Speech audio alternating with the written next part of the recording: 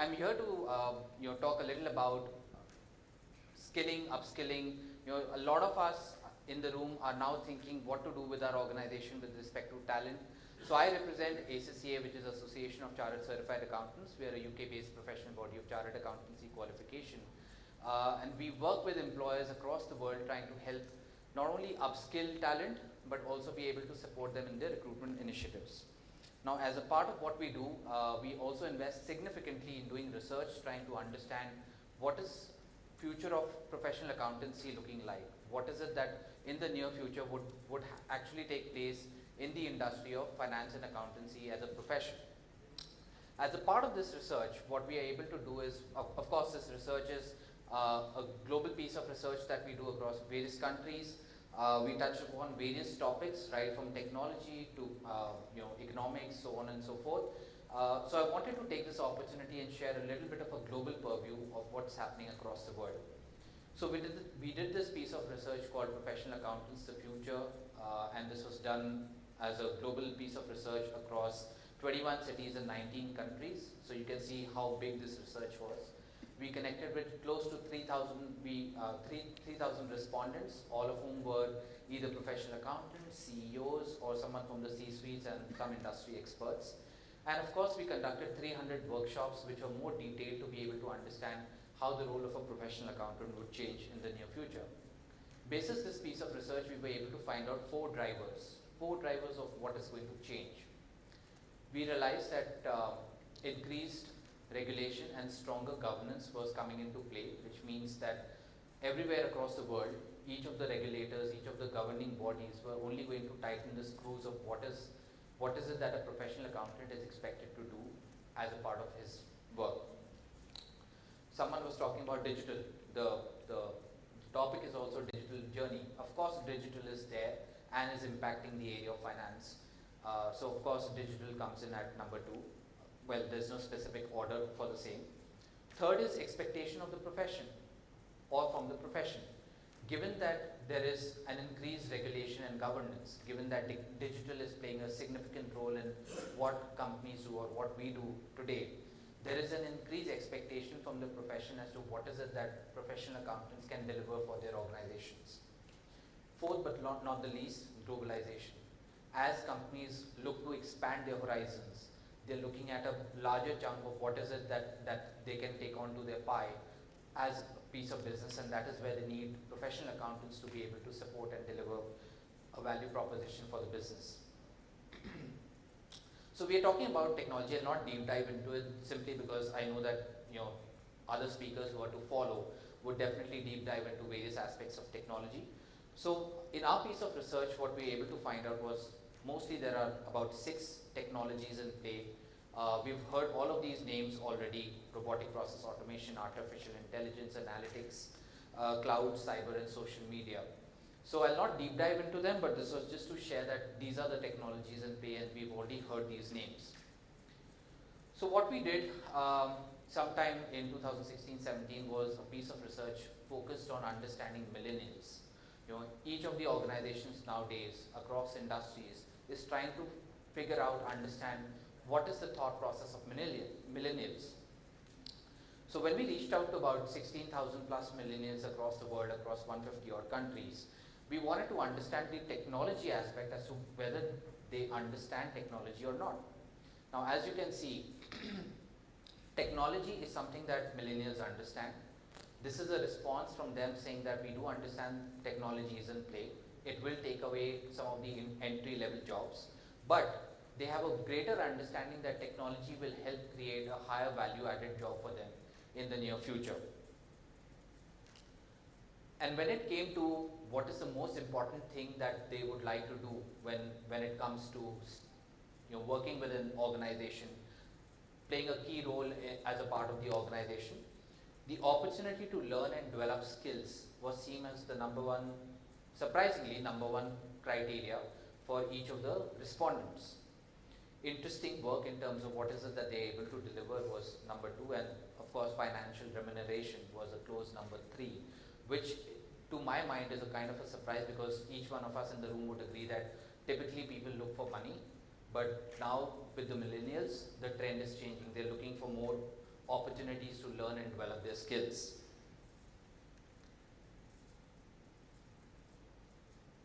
Oops, this flipped on. Okay, so we did another piece of research called Future of Learning or Learning for Future, and what we were able to understand from this piece of research, following on from our previous pieces of research, was as a result of opportunity to learn, as a result of technology playing a significant part of what is happening in the area of finance, there is no specific ladder or a career path which is now defined. Evolution has taken a drastic space in the age of technology, or rather, technology has evolved to an extent where millennials are getting the opportunity to be able to define their own career paths called as career ladders. People can move around from different positions here and there, try and look at what is it that they can do in addition to what they're already doing, which is creating something known as a gig economy. I'm sure that most of us in the room have heard the term gig economy. So it plays a very, very important part of what is it that is taking place in the industry with respect to millennials, and that is some of the challenges that we are trying to also understand and overcome. Now, in the entire story or flow of thoughts that we have now been able to put together, we spoke about how the role of a professional accountant, what are the drivers of the professional accountants which is going to change, what are the drivers for change in the near future. We spoke about technology, we spoke about how millennials are thinking. What I'm now going to share is, from our piece of research on professional accountants of the future, certain skill sets that we were able to derive. These are 7 professional quotients, as we call them, that we were able to derive from our piece of research to focus on what are the skill sets that will be required in the near future by professional accountants to be able to do their jobs better and be able to help employers do their jobs better. Of course, the first and foremost is technical and ethical competencies. I think in today's day and age, of course, you require someone who is equipped with some technical know-how and knowledge, not just some, but to an advanced stage of understanding fundamentals of finance and accountancy. More importantly, at the same point of time, going hand in hand with ethical compliances and being ethical, being compliant and being able to understand what the culture of the organization is and how to do his or her role in a more ethical way.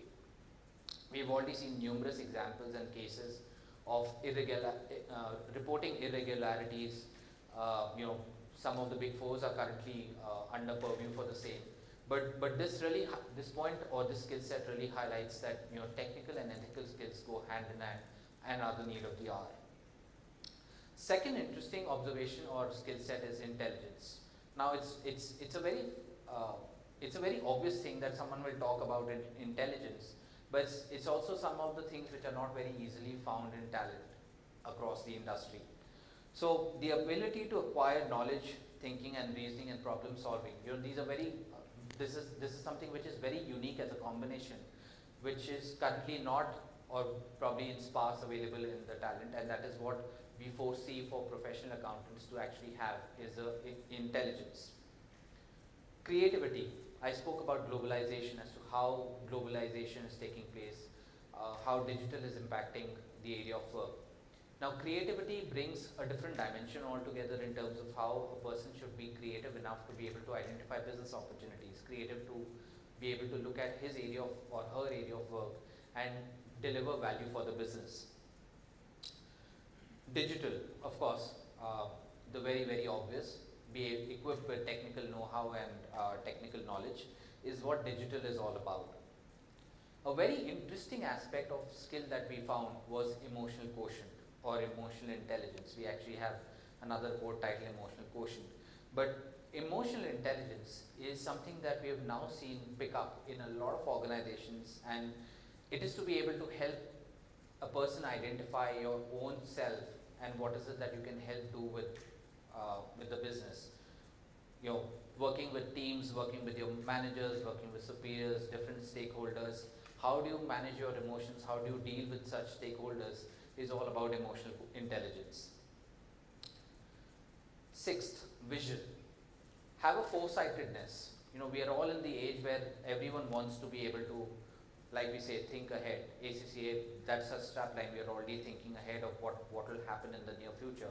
The ability to actually have a vision and be able to explore trends, be able to understand what trends would mean in the long run for a business, and be able to decipher some business value is what vision is all about.